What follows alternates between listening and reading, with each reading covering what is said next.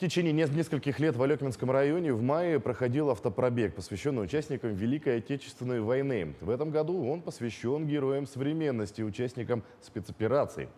В каждом селе, где автопробег останавливался, проходил небольшой митинг и показан спектакль, подготовленный артистами Народного театра «Исток». Подробности у Елены Фаст.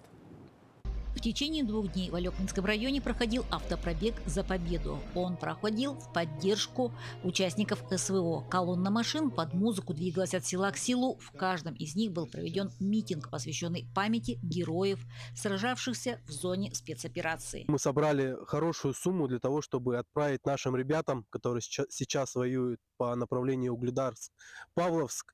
Уверен, что этот вклад всего населения сел Алекминского района поможет нам достичь как можно скорее нашей долгожданной победы. В селе Солянка выступил участник боевых действий в Афганистане. Я просто хочу пожелать, чтобы наши парни поскорее вернулись домой, живыми, здоровыми, невредимыми. Ну а нашим землякам погибшим, которые отдали свои молодые жизни, Царства Небесного. Спасибо. Также в каждом селе был показан спектакль «Жди меня». События в нем разворачиваются в наше время.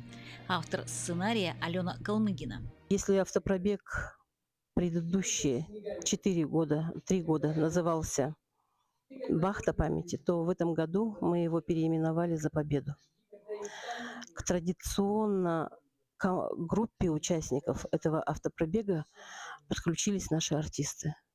Творческий автопробег прошел по всем доступным селам района. Еще пару лет назад такой же формат мероприятий был посвящен героям Великой Отечественной войны, но пришло время встать в строй их потомков. И они достойны своих дедов. Вообще очень трогательно. Это вот то, что вот наших ребят не стало, вот на этом стенде их 14 ребят, у которых прервалась жизнь.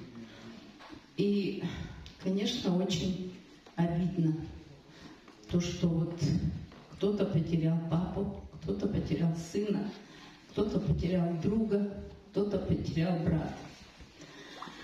Это очень прискорбно. И хорошо, что люди, которые сегодня все пришли, почтили память, минутой молчания наших ребят. Елена Фаст, Максим Копылов, Алекминск.